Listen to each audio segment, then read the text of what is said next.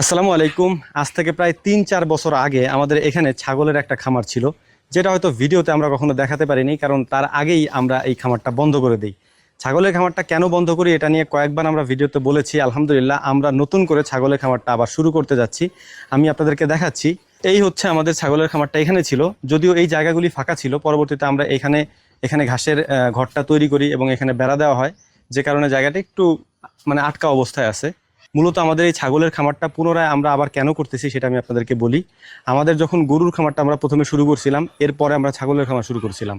কিন্তু ওই সময় আমি যেহেতু একা কাজ করতাম, বা আমি আর আমার আব্বা দুজনে কাজ করতাম, আমাদের আর কাজ করার মতো কেউ ছিল না। যে কারণে ওই সময় গরুর খামারের পাশাপাশি ছাগলের খামারটা করতে আমরা একটু হিমশিম খাচ্ছিলাম।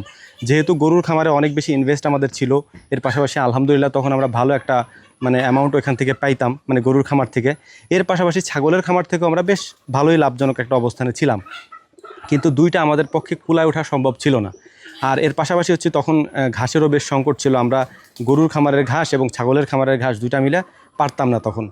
কিন্তু লাভটা আমাদের বরাবর বেশ ভালোই ছিল, এটা আমি আমার আগের একটা ভিডিওতেও বলেছি। তো পুনরায় এখন আমরা এটা শুরু করতে যাচ্ছি।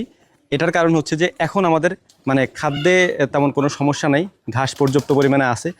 7-8 বিঘা জমিতে আমাদের ঘাস চাষ করা আছে। এর পাশাপাশি যেটা আমাদের মেন পজিটিভ দিক, সেটা হচ্ছে গরুর খামার থাকলে তাদের ছাগলের খামার থাকাটা জরুরি। এটা আমি ব্যক্তিগতভাবে মনে করি। যদি আপনার গরুর খামার থাকে তাহলে ছাগলের খামারটা থাকা জরুরি। কেন?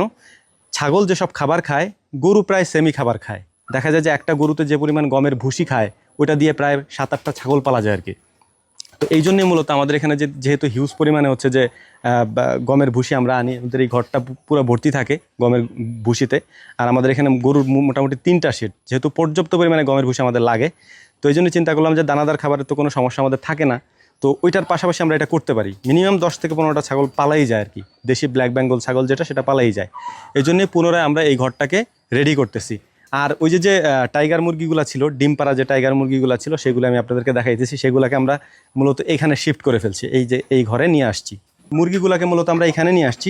এই মুরগিগুলাই আমাদের ওই সাইডে ছিল, ছাগলের খামারের পাশে যার একটা ঘর ছিল, ওই ঘরে আমরা রাখতাম, যে কারণে আমরা ছাগলের ঘরটা ছোট করে ফেলছিলাম আর কি। আর আলহামদুলিল্লাহ এখানে যে মুরগিগুলো আছে, মুরগিগুলো এখন ডিম দিচ্ছে, প্রপার ওয়েতে ডিম দিচ্ছে এগুলা। তো এইগুলা সমস্ত মুরগিগুলো যেহেতু ডিম দেয়, এখানে মুরগি ছিল, ওইখানেও মুরগি ছিল, 2 জায়গার মুরগিতে ডিম পাড়ার জন্য অপেক্ষা করতেছিলাম, যে 2 জায়গার মুরগিতে একসাথে ডিম পাড়া শুরু করলে, বা ওইটাও ডিম পারে এটাও ডিম পারে, তখন মিক্সড করে দিব। যখন এগুলো ডিম পাড়া শুরু করছে, তখন আমরা এখানে মিশাই দিছি এগুলাকে আর কি। এখন অনেক হয়তো প্রশ্ন করতে পারেন যে ভাই কোন ছাগলটা আপনারা পালন করবেন। তো আমরা যখন শুরু করেছিলাম ছাগলের খামার, তখন আমরা দেশি ব্ল্যাক বেঙ্গল ছাগল যেটা আছে ওইটা দিয়েই শুরু করেছিলাম, এবং এখনও আমরা যেটা করব সেটা হচ্ছে ওই দেশি ব্ল্যাক বেঙ্গল ছাগলই আবার ইনশাল্লাহ উঠাবো। তার আগে আমরা এই পুরো ঘরটা, এখানে যে ঘরটা আছে, পুরো ঘরটাকে মাচা পদ্ধতি করে ফেলবো, এবং মাচা পদ্ধতি করার পরে এখানে আমরা ছাগলগুলোকে তুলবো ইনশাআল্লাহ। হ্যাঁ, তো যাই হোক, আমাদের জন্য দোয়া করবেন, আমরা যেন নতুন করে এটা খুব সুন্দরভাবে শুরু করতে পারি।